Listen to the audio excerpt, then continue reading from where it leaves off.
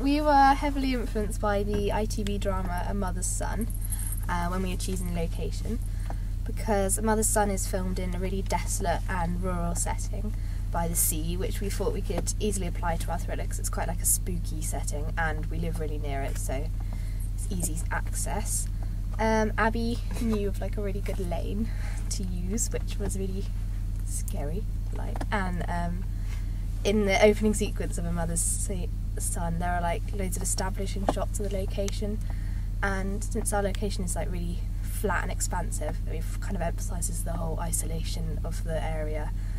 and we took the image of a single figure walking away from the camera and recreated this in our own film, as it's very effective and fitting to a thriller film. We used a film called Hide and Seek, was the heavily based for our character influence. We decided to use a young boy called Thomas, and in the film Hide and Seek, the girl is very innocent and naive towards what's going on, and that's where we got our background story for our character from, and we used a very innocent and naive boy to show that. The costumes influence were TV shows like CSI New York and that kind of thing, where there's coroners, and we thought that there would be quite good irony in dressing the antagonist in a coroner's outfit, because normally they're solving crime, not doing crime. We represented two generations in our film, young and innocent Thomas and the older antagonist Ben, who's unnamed. Our protagonist Thomas was represented as really young and innocent, but we originally decided to dress him in like red to represent blood and to warn the audience of danger to come, but the weather was freezing cold, so we had to dress him in something warmer, but our second choice was white to represent his kind of purity and innocence again. We've also presented him to be really childlike and naive. He walks alone, he plays with a pet dog, which is kind of typical of his age group and gender. And our antagonist we presented as little as possible in the film, because we wanted him to be all mysterious and the audience never really get to see his full profile, because he's meant to be kind of a mystery character. Hopefully adds a bit more of a suspense to the film. We decided to cast a young boy instead of a young girl, which in our research we found the films such as Hide and Seek where there was a young girl, and we decided that it would be too predictable to use a young girl being lost and scared and murdered, so we decided to use a younger boy. We decided to put our film on the internet because there's a 2%, it's 2% more likely to be seen on the internet than in the cinema. We got this information from research that we did on where people are more likely to watch films and how they watch them and whether they pay for them and stuff like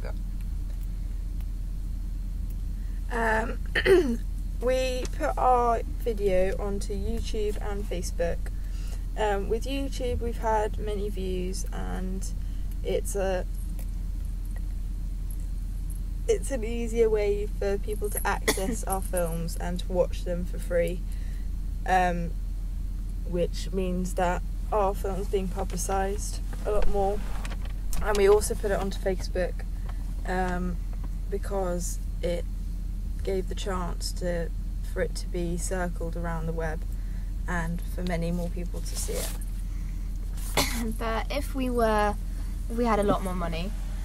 and we were part of a larger company like Film 4 or Channel 4 or ITV,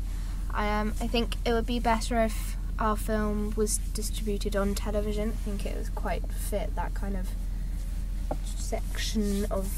film, and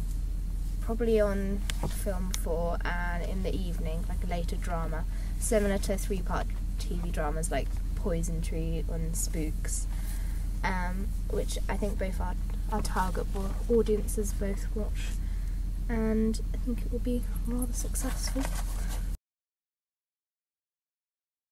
In our research, we found, after we did surveys, that one of the favourite films that came out that people enjoyed in the thriller genre was 127 Hours. That's about a man who is stuck in a situation and the film heavily revolves around him. We decided that our film would appeal to the same audience if we used the same ideas. So we used a young boy and his story and how he got through a certain amount of time, and that was our opening to our thriller. We targeted the age group of around 16 to 25 year olds, and this covered the majority of people who watch thrillers and that are most interested in thrillers. When we conducted our survey to find out our audience, what our audience preferences were, we handed it out in questionnaires and we used SurveyMonkey to send it to people, and we linked it to Facebook and Blogger onto our blogs,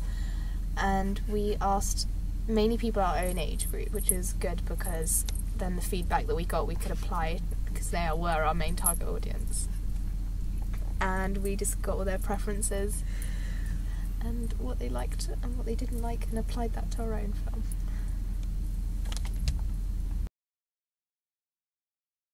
We used a questionnaire to see what our viewers and audience wanted to see in our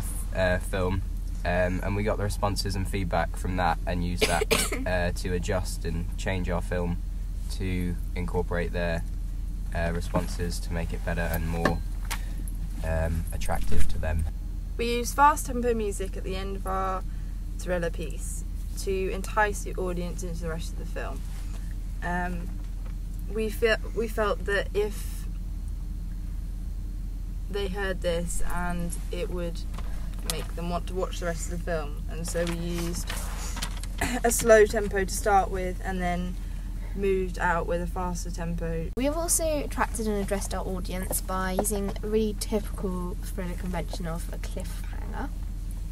This hopefully leaves the audience in suspense, leaves them hanging, and urges them to watch the rest of the film, adding more drama and typical thriller atmosphere. And